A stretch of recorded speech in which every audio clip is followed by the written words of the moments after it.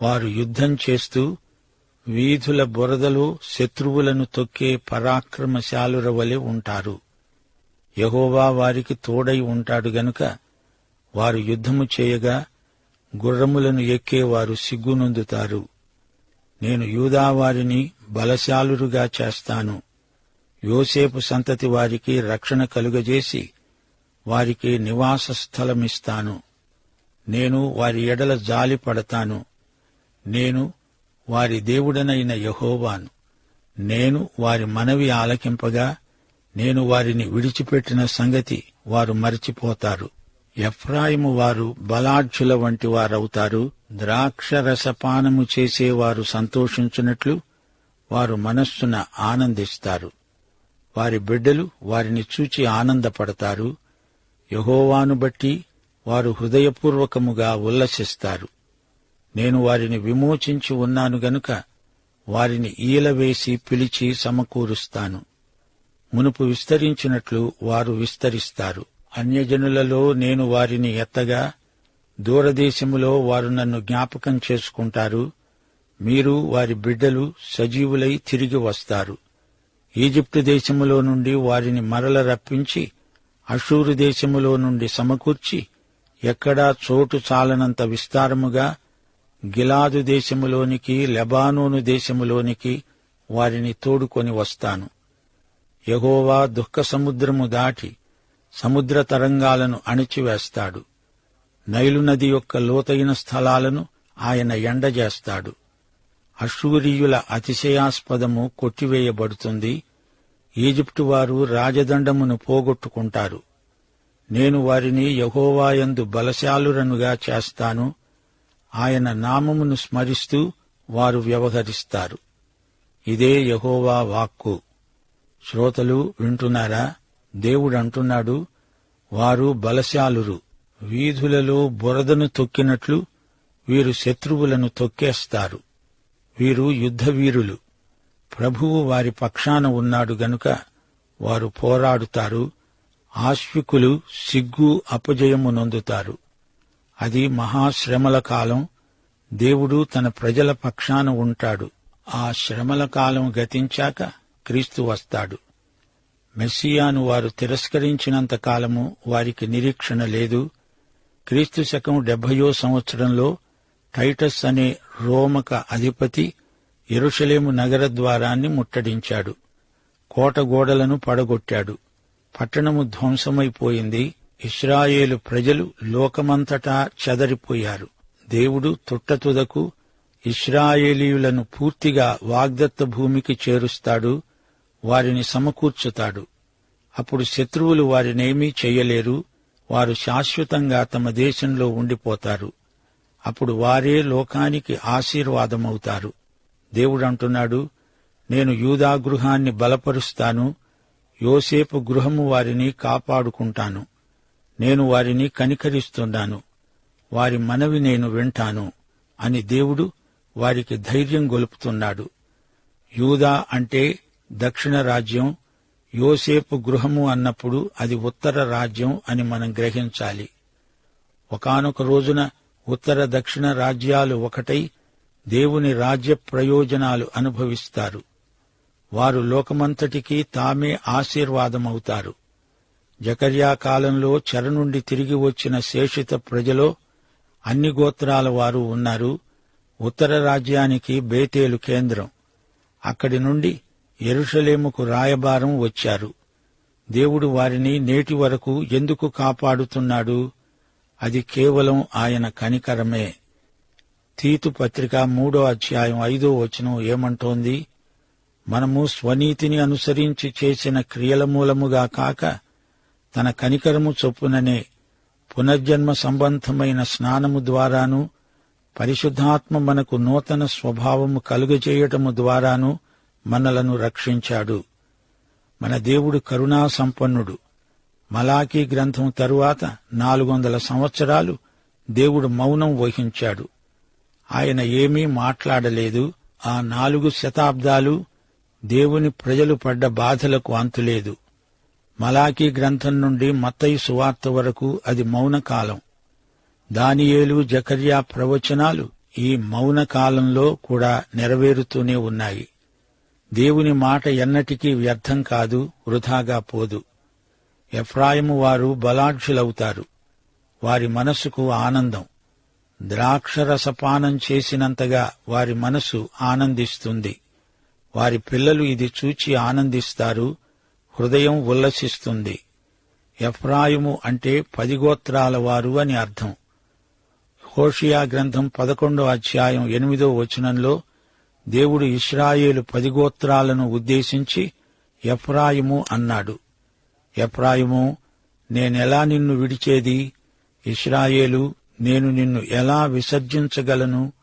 సహించలేకుండా నా అంతరంగము మండుతున్నది అన్నాడు దేవుడు.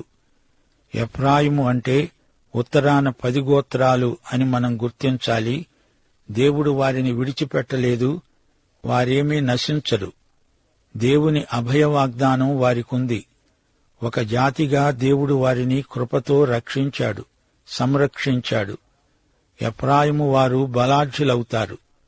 పాత కొత్త నిబంధనల మధ్యకాలంలో సిరియా రాజు ఆంటియోకస్ ఎపిఫనెస్ అనేవాడు ఇశ్రాయేలీయులను ఎంతో వేధించాడు, బాధించాడు. అయినా దేవుడు తన ప్రజలను ఆదుకున్నాడు, కాపాడాడు. దేవుడు వారిని ఎంతో బలపరిచాడు, వారిని నిలువబెట్టాడు. ఎన్ని శ్రమలు వచ్చినా వారు మనస్సులో ఆనందించారు. దేవుడు వారిని నాశనం కానివ్వలేదు. ఆదరించి వారిని కటాక్షించాడు. వారిని ఈలవేసి పిలిచి సమకూర్చుకుంటాను. మునుపటిలాగే వారు విస్తరిస్తారు. క్రీస్తు శకం 70వ సంవత్సరంలో టైటస్ అనే రోమక సేనాపతి యెరూషలేమును ముట్టడించి ధ్వంసం చేశాడు. అప్పటికి ఇశ్రాయేలు జనాభా 12 మిలియన్లున్నారు, అనగా 1,20,00,000 మంది. ఈలవేసి నేను వారిని పిలిచి సమకూర్చుకుంటాను. అందరూ ఒకటిగా సమకూడి వస్తారు. యేసుక్రీస్తు లోకంలో ఉన్న కాలంలో ఇశ్రాయేలీయుల సంఖ్య ఎక్కువగానే ఉంది. అయితే యేసు ప్రభువు తాను వెళ్లిపోయాక యెరూషలేము నాశనమవుతుంది అన్నాడు.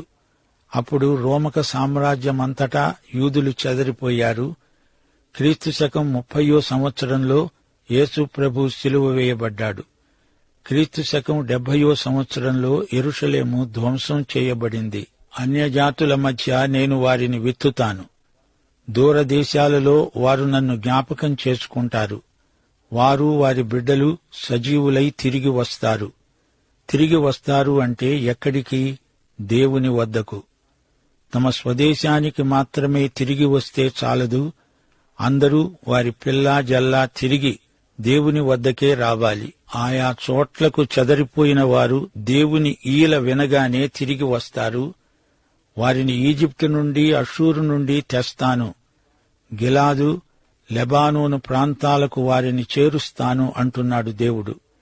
ఈ రోజున ఈజిప్టులో యూదులు ఎక్కువ మంది లేరు. అయితే ఇది భవిష్యత్తుకు సంబంధించిన ప్రవచనం. వారిని గిలాదు, లెబానోను ప్రాంతాలకు తెస్తాను. యెహోషువ గ్రంథాన్ని జాగ్రత్తగా పరిశోధిస్తే లెబానోను వాగ్దత్త భూమిలో భాగమే అని మనకు ఇట్టే తెలిసిపోతుంది. లెబానోను దక్షిణ తీరం చాలా సారవంతమైనది. ఆ ప్రాంతమంతా దేవుడు ఇశ్రాయేలుకు ఇస్తాడు. అంటే ఇది నెరవేరవలసిన ప్రవచనం. ఇది 1000 ఏండ్ల పరిపాలనా కాలానికి చెందిన ప్రవచనం. 1000 ఏండ్ల ఏలుబడి భావన మనలను ఆనందంతో నింపుతుంది. ఆశీర్వాదాల వనరులన్నీ విడుదల అవుతాయి. దుఃఖ సముద్రాన్ని దాటిస్తాడు. ఆయన సముద్ర తరంగాలను అణిచివేస్తాడు. అషూరీయులకు సిగ్గు, అవమానం. ఈజిప్టు సింహాసన భ్రష్టమవుతుంది. నైలు నది ఎండిపోతుంది. నా ప్రజలను నేను బలపరుస్తాను. వారు బలశాలులవుతారు. ఈజిప్టు బారి నుండి యెహోవా వారిని ఎలా కాపాడింది గత చరిత్ర వివరంగా మనకు చూపుతుంది. ఈసారి వారిని ఆయన సమకూర్చుకునే విధానం మరీ ఆశ్చర్యకరమై ఉంటుంది. అందుకే యిర్మీయా అన్నాడు, 23వ అధ్యాయం 7-8 వచనాలు, రాబోయే దినాలలో జనులు ఇశ్రాయేలీయులను ఈజిప్టు దేశములో నుండి రప్పించిన యెహోవా జీవము తోడని ఇక ప్రమాణము చేయక ఉత్తర దేశములో నుండి నేను వారిని చెదరగొట్టిన దేశములన్నిటిలో నుండి వారిని రప్పించిన యెహోవానైన నా తోడు అని ప్రమాణము చేస్తారు. యెహోవా సెలవిస్తున్నాడు, మరియు వారు తమ దేశములో నివసిస్తారు. అనగా భవిష్యత్తులో దేవుడు వారినందరినీ సమకూర్చినప్పుడు అది ఎంత గొప్ప అద్భుతమంటే మునుపు వారు ఎర్ర సముద్రము దాటిన అనుభవాన్నే మరచిపోతారు. ప్రియ శ్రోతలు, యూదులు తిరిగి తమ దేశానికి రావటమనే ప్రవచనము ఇంతవరకు పూర్తిగా నెరవేరి ఉండలేదు.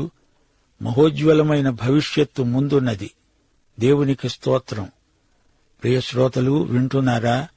అష్షూరు, బబులోను వారు ఇశ్రాయేలును చెదరగొట్టినా కొంతమంది స్వంత దేశానికి తిరిగి రాగలిగారు. ఇది మరో కాలంలో జరగబోయే మరో సంఘటన. అప్పుడు వీరు చెదరగొట్టబడతారు, సమకూర్చబడతారు. ఇశ్రాయేలు ప్రజలు వచ్చిన తమ అభిషిక్తుణ్ణి అనగా యేసు ప్రభువును తిరస్కరించారు. అందుకు వారికిది శిక్ష. ఈ అధ్యాయమంతా యేసు ప్రభువు రెండో రాకడ ప్రవచనాలే. ఇశ్రాయేలు ప్రజలు ఆత్మవంచన చేసుకోకుండా ప్రభువు కృపను గుర్తించిన వారై గుణపడాలి. వీరింతవరకు గొర్రెలలాగా చెదరిపోయారు, ఎన్నో అగచాట్లకు గురి అయ్యారు. అయితే ఇశ్రాయేలును బాధించిన వారికి దేవుడు శిక్ష విధిస్తాడు. ఇది దేవుడు తన ప్రజలకిచ్చిన హామీ. వారి జాతికి పునరుద్ధరణ, శత్రువులపై వారికి దిగ్విజయం. రాబోయే మెస్సీయా మూలరాయి, ఆయనే గుడారపు మేకు, యుద్ధపు విల్లు. ఇవన్నీ ఎంతో అర్థవంతమైన వాక్చిత్రాలు. దేవుడు తన ప్రజలతో వారి పక్షాన్నే ఉంటాడు. దేవుని విజయమే ఇశ్రాయేలు విజయం. ఇదే సత్యాన్ని ప్రవక్త పదే పదే వారికి ప్రబోధం చేశాడు, వారిని మేలుకొలిపాడు. అంతటా చెదరిపోయిన వారిని సమకూరుస్తాడు దేవుడు. వారినందరినీ స్వదేశానికి రప్పిస్తాడు. ఆటంకాలను, ప్రతిఘటనలను తొలగిస్తాడు. ఇశ్రాయేలు జాతికి అప్పుడు మహత్తరమైన పునరుజ్జీవనం కలుగుతుంది. 10-11 అధ్యాయాలు మనకు చూపే చిత్తరువు తేటగా ఉంది. ఇశ్రాయేలు ప్రజలు గొర్రెలు, అయితే వీరి కాపరులు కపటబుద్ధి గలవారు. తమ గొర్రెలను సరిగా కాయలేదు. ప్రభువే స్వయంగా వచ్చి తన గొర్రెలను కాపాడతాడు. ప్రభువే వారికి నమ్మదగిన కాపరి. తన ప్రజలను శత్రువుల బారి నుండి కాపాడతాడు, వారిని బలపరుస్తాడు, వారిని సమాధాన స్థితిలో స్థిరపరుస్తాడు. మనలను బలపరిచేవాడు దేవుడే. దేవుడు తన ప్రజలను బలపరిచినప్పుడు వారికి అత్యధిక విజయం తప్పకుండా కలుగుతుంది. గొర్రెలే యుద్ధాశ్వాలుగా మారిపోతాయి. యెషయా గ్రంథం 41 అధ్యాయం 14-16 వచనం వరకు దేవుడంటున్నాడు, పురుగు వంటి యాకోబు, స్వల్పజనమైన ఇశ్రాయేలు, భయపడకండి, నేను నీకు సహాయము చేస్తున్నాను అని యెహోవా సెలవిస్తున్నాడు. నీ విమోచకుడు ఇశ్రాయేలు పరిశుద్ధ దేవుడే. కక్కులు పెట్టబడి పదునుగల కొత్తదైన నురిపిడి మానుగా నిన్ను నియమించి ఉన్నాను. నీవు పర్వతములను నూరుస్తావు, వాటిని పొడి చేస్తావు, కొండలను పొట్టువలె చేస్తావు. నీవు వాటిని గాలించగా గాలి వాటిని కొట్టుకొని పోతుంది, సుడిగాలి వాటిని చెదరగొడుతుంది. నీవు యెహోవాను బట్టి సంతోషిస్తావు, ఇశ్రాయేలు పరిశుద్ధ దేవుణ్ణి బట్టి అతిశయపడతావు. బలహీనుడైనా దేవుడు బలపరిస్తే దావీదంత వీరుడు కాగలడు. జకర్యా 12 అధ్యాయం 8 వచనం, యెహోవా యూదావారిని మొదట రక్షిస్తాడు. ఆ కాలమున యెహోవా యెరూషలేము నివాసులకు సంరక్షకుడుగా ఉంటాడు. ఆ కాలమున వారిలో శక్తిహీనులు దావీదు వంటివారుగాను, దావీదు సంతతివారు దేవుని వంటివారుగాను, జనుల దృష్టికి యెహోవా దూతల వంటివారుగాను ఉంటారు. మనలను బలపరిచే దేవుణ్ణి బట్టి మనము సమస్తము చేయగలము. శ్రోతలు, మరోసారి 9వ వచనం పరిశీలించండి. యూదుల జాతీయ చరిత్రలో దేవుని హస్తాన్ని గుర్తుపట్టండి. లోకంలో ఎన్నో జాతులున్నాయి. వాటి ఆరంభం, మూలం ఎక్కడో గుర్తుపట్టడం చాలా కష్టం. నైలు నది మూలమేదో ఎవరికీ తెలియదు అనుకుంటారు. అది అగమ్య గోచరం. ఇక యూదుల సంగతంటారా? వారి చరిత్ర యోర్దాను నదిలాగే ఉంది. మార్మికమైన జాతిగా ఇతరులకు వారి చరిత్ర కనిపిస్తున్నది. వీరు అబ్రహాము పిల్లలు, అబ్రహాము సంతానం. ఈ లోకంలో ఈ జాతులన్నీ ఆవిర్భవించకముందే యూద జాతి ఉంది. వారు సత్య ఏక దేవుణ్ణి ఆరాధించిన జాతి. వారు దావీదు కీర్తనలు పాడారు. దేవుణ్ణి జంత్రగాత్రాలతో స్తుతించిన జాతి యూద జాతి. రోమా సేనాపతి టైటస్ వచ్చి యెరూషలేమును ధ్వంసం చేసినప్పుడు అది చిట్టచివరిసారిగా యూదులు చెదరగొట్టబడిన సందర్భం. బబులోను చెరలో నానా కష్టాలు అనుభవించారు. ఈజిప్టులో చెరలో వారి బాధలను గురించి చరిత్ర సాక్ష్యమిస్తోంది. దేవుడు అబ్రహాముకు ఇచ్చిన వాగ్దానం, నేను నిన్ను గొప్ప జనముగా జాతిగా రూపొందిస్తాను. యూదులు చెదరిపోవటంలో దేవుని లేఖనము నెరవేర్పు తేటగా చూడగలం. ద్వితీయోపదేశకాండం 28వ అధ్యాయం 64 నుండి 67 వచనం వరకు, దేశము యొక్క ఈ కొన మొదలుకొని ఆ కొన వరకు సమస్త జనములలోనికి యెహోవా నిన్ను చెదరగొడతాడు. అక్కడ అన్యదేవతలను నీవు పూజిస్తావు. ఆ జనములలో నీకు నెమ్మది కలుగదు, అరికాలికి విశ్రాంతి కలగదు. అక్కడ యెహోవా హృదయకంపము, నేత్రక్షీణత, మనోవేదన నీకు కలుగచేస్తాడు. నీకు ఎల్లప్పుడూ ప్రాణభయము కలుగుతూ ఉంటుంది. నీవు రేయింబగళ్ళు భయపడతావు. నీ ప్రాణము నీకు దక్కుతుందనే నమ్మకం నీకేమీ ఉండదు. నీ హృదయములో పుట్టే భయము చేత, నీ కన్ను చూచే వాటి చేత ఉదయం అనుకుంటావు, అయ్యో ఎప్పుడు సాయంకాలమవుతుందా, సాయంకాలం అయ్యో ఎప్పుడు ఉదయమవుతుందా అనుకుంటావు. ఈ సంఘటనలన్నీ చరిత్రలో సువార్త ప్రకటనకు దోహదపడ్డాయి. ఇది చారిత్రకమైన పరిణామం. అపొస్తలుల కార్యములు 2వ అధ్యాయం 5వ వచనం 9 నుండి 11వ వచనం వరకు చూస్తే ఈ సత్యం బోధపడుతుంది. ఆ కాలమున ఆకాశము క్రింద ఉండే ప్రతి జనములో నుండి వచ్చిన భక్తిగల యూదులు యెరూషలేములో కాపురమున్నారు. నానాజాతి సమ్మేళనం. ప్రతి ఒక్కరూ తమ మాతృభాషలో సువార్త విన్నారు. ఇది గొప్ప చరిత్రాత్మక సంఘటన. యూదులు దేవుని సంకల్పమందు ఒక జాతిగా చరిత్రలో సుదూర భవిష్యత్తు వరకు కొనసాగే చరిత్ర గలవారయ్యారు. దేవునికి స్తోత్రం. జకర్యా ప్రవచన సారాంశమిదే. మెస్సియా వస్తాడు, తన రాజ్యం స్థాపిస్తాడు.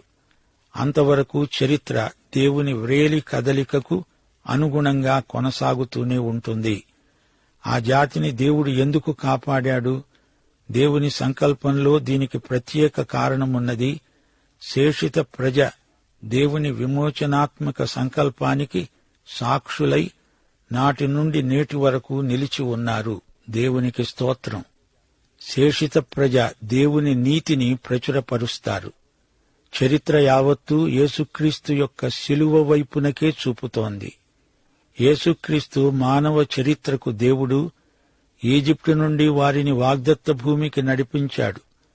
వారిని వాగ్దత్త భూమిలో సమకూర్చాలనేదే ఆయన సంకల్పం. ఇప్పుడో సువార్త ప్రకటన ద్వారా సమస్త ప్రజలను క్రీస్తునందు సమకూర్చడం ఆయన యొక్క దయాపూర్వక సంకల్పం. శిలువ ధ్వజం కిందికి యేసు ప్రభువు పిలుపు విని సమస్త ప్రజలు వస్తున్నారు. దేవుడు వారిని ఈ విధంగా సమకూరుస్తున్నాడు. మనమంతా అలనాటి ఇశ్రాయేలీయుల వలె అరణ్య యాత్రికులం. దారిలో ఎన్నెన్నో శోధనలు, కడగండ్లు. విపత్తులో దేవుని కాపుదల మనకుంది. కష్టసుఖాలలో మనము ఎన్నో పాఠాలు నేర్చుకుంటున్నాము. దేవుడే మనలను నడిపిస్తున్నాడు, గమ్యం చేర్పిస్తాడు. ఇది మనకు పరమ కానాను యాత్ర. సంఘవధువు యాత్రలో ఉన్నది. తన ప్రియవరుణ్ణి కలుసుకునేందుకు యాత్ర కొనసాగిస్తోంది. ముగింపులో 12వ వచనం దేవుడన్నాడు, నేను వారిని నాయందే బలశాలురుగా చేస్తాను. ఆయన నామము స్మరిస్తూ మీరు వ్యవహరిస్తారు. ఇదే యెహోవా వాక్కు. దెలీలా సంసోనును అడిగి, దయచేసి చెప్పు, నీ బలం ఎందులో ఉంది అన్నది. క్రైస్తవ బలం శరీరంలో లేదు, ఆత్మలో ఉంది. పెంతెకోస్తునాడు ప్రసంగించిన బలము పేతురుకు ఎలా వచ్చింది? అది పరిశుద్ధాత్మ అనుగ్రహించిన శక్తి. క్రీస్తునందు మనకు ప్రాప్తించిన నిత్యజీవ శక్తి శాశ్వతమైనది. మన సృష్టికర్త అయిన దేవుని ప్రేమ, రక్షణకర్త అయిన యేసుక్రీస్తు కృప, ఆదరణకర్త అయిన పరిశుద్ధాత్మ నిత్య సహవాసము మనకు సదాకాలము తోడై ఉండునుగాక. ఆమేన్.